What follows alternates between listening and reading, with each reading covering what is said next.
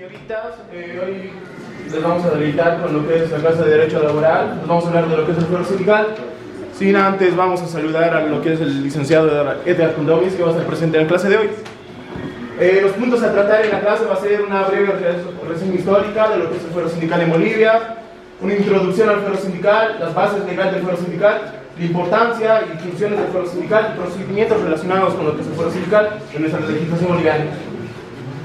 Una breve reseña de lo que es el fuero sindical. Vamos a hablar de tres puntos históricos que han sido fundamentales en nuestro país. Una es la tesis de Pulacayo de 1946. Esta promovió la defensa de los derechos de los trabajadores. Esta ha fortalecido un programa revolucionario a lo largo de la historia boliviana y ha sido una base fundamental para lo que es hoy el fuero sindical. Por otro lado, vamos a hablar de la dictadura de Hugo Banzer Suárez de 1971 a 1978. ¿Por qué ha sido importante esto para el fuero sindical? Porque en estas épocas de la dictadura de Hugo Banzer, el fuero sindical se ha visto reprimido por tremenda dictadura que ha habido en este gobierno. Se ha demostrado la fragilidad de los regímenes autoritarios que ha habido en esas épocas. Y vamos a hablar del gobierno de Evo Morales de 2006 a 2019. Ha sido importante el fuero sindical en estas épocas porque se ha reconocido en lo que es nuestra constitución política del Estado, lo que es hoy el fuero sindical. Se le ha dado lo que goza el trabajador para defender los derechos de los trabajadores, o bueno, el dirigente sindical. La introducción al fuero sindical. Concepto, ¿qué es el fuero sindical? El fuero sindical básicamente consiste en la protección que tiene el dirigente sindical para ejercer la defensa de los derechos de los trabajadores. Esto para que no tengan ninguna represalia por parte de sus empleadores. El objetivo del fuero sindical básica y llanamente es la independencia en función de la representación que ejerce el dirigente sindical, evitando represalias, como ya se mencionó, por parte del empleador. La base legal del fuero sindical. En nuestra constitución política del Estado encontramos en el artículo 51, parágrafo 6, lo que ahora estamos viendo, que establece que los dirigentes sindicales no pueden ser despedidos hasta un año después de su gestión o finalizada su gestión, y se prohíbe cualquier disminución de sus derechos sociales o prescripción por sus actos vinculados a sus funciones. ¿Esto qué nos quiere decir, jóvenes y señoritas?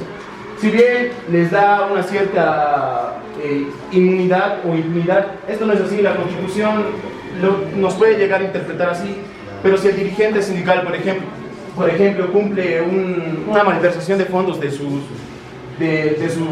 fuente de ingresos, de su base sindical, esto igual va a ser juzgado legalmente, ya sea administrativa, o civil o laboralmente en los juzgados particulares. Por otro lado, les vamos a hablar de lo que es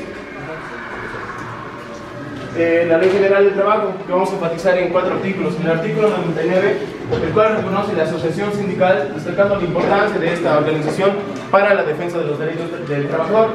Por otro lado, el artículo 100 establece la función esencial del sindicato para la defensa de los intereses colectivos de los trabajadores. ¿Esto qué nos quiere decir? Que la Ley General del Trabajo ve como un pilar fundamental la organización sindical para la defensa de los derechos de sus representantes, de sus trabajadores.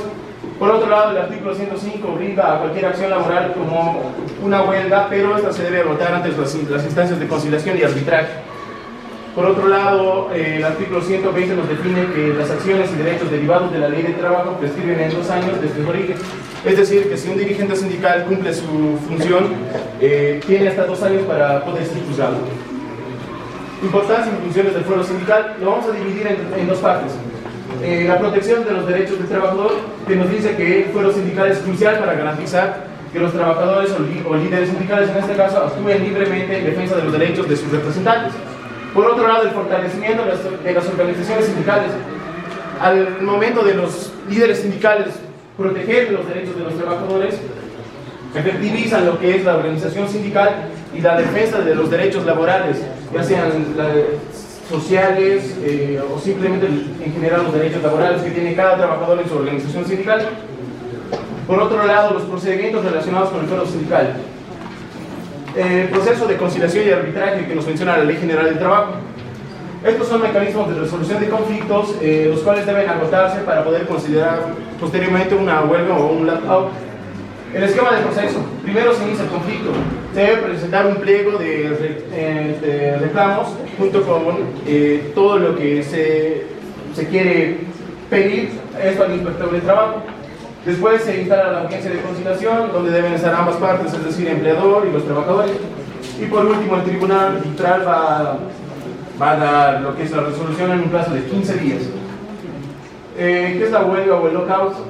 La huelga o el lockout esta debe ser aprobada por las partes de los trabajadores, es decir, por los que quieren presentar. Esta se debe presentar se debe dar con una anticipación de 5 días. La misma debe contener un acta de huelga enviada con una lista por los trabajadores responsables, y esta debe ser pacífica y sin hostilidades.